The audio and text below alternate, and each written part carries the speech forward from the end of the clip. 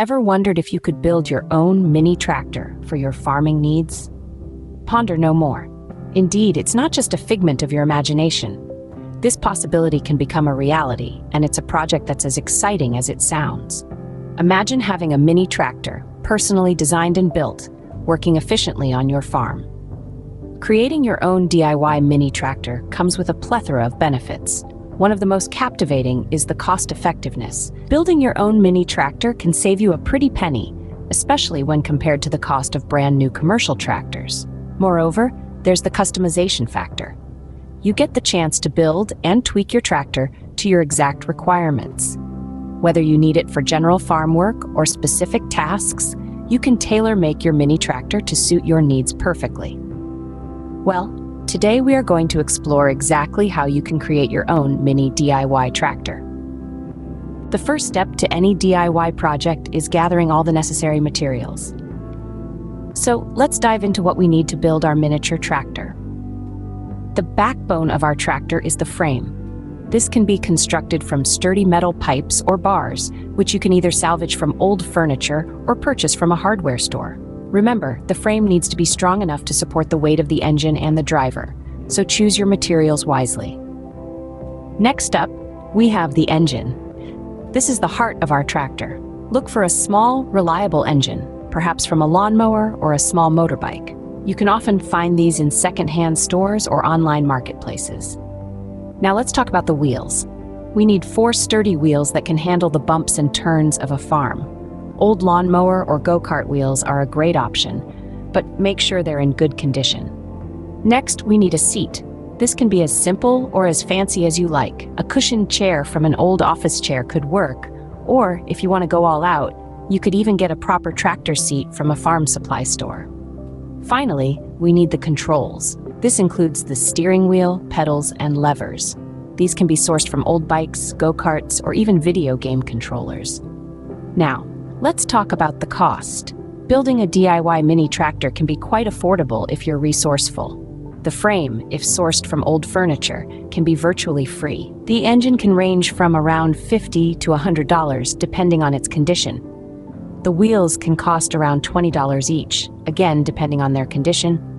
The seat can be anywhere free to $50. And the controls, if sourced from old bikes or video game controllers, can be as cheap as $10. So there you have it, a rough guide to the materials you need and the costs involved. It's all about being resourceful and creative. Once you have all these materials, it's time to start building. With all the materials ready, our first step is to build a sturdy frame for our mini tractor. Now, the frame is like the backbone of our mini tractor. It's going to hold everything together, so making it robust is crucial. The first thing we'll do is lay out the metal bars in the shape of our tractor's frame. This will give us a template to work with. Let's start with the 2 longest bars. These will run parallel to each other and form the sides of our frame. From there, we'll attach shorter bars at the front and back to complete the rectangle. We'll use a welding torch to securely join these bars together, creating a strong and stable base. Next, it's time to attach the wheels. We'll need to mount 2 at the front and 2 at the back. To do this, we'll use the axle brackets we've prepared. We'll weld these brackets onto the bottom of our frame, ensuring that they're evenly spaced and aligned. Once they're attached, we can slide our axles through and secure our wheels on either end. Remember, this frame needs to be strong enough to support not just the engine, but also the driver. We don't want our tractor to crumble under pressure, do we? So let's make sure our welds are solid and our frame is as sturdy as possible.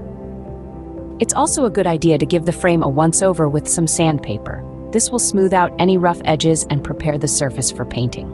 We want our tractor to look as good as it performs, right? Lastly, let's not forget safety. Always wear protective gear when welding or working with heavy materials. And remember, if you're not confident doing this yourself, it's okay to ask for help or hire a professional. With a solid frame in place, we're ready to install the engine. Now, doesn't that sound exciting? Stay tuned because the fun is just beginning. Our mini tractor needs a heart, and that's our engine.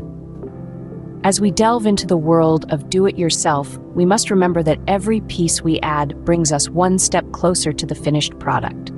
The engine serves as the heart of our mini tractor, pumping power through its mechanical veins, driving our little beast forward.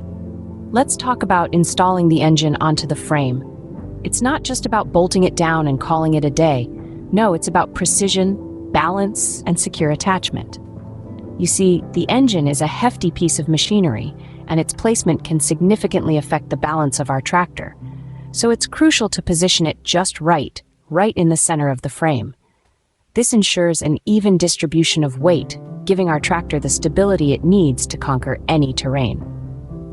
Now, once we've got the engine securely attached to the frame, it's time to connect it to the wheels. This is where the magic happens, where the power of the engine transforms into motion. We're going to use a drive shaft to make this connection. The drive shaft is like a messenger, carrying the engine's power straight to the wheels. It's a vital link in our tractor's chain of command.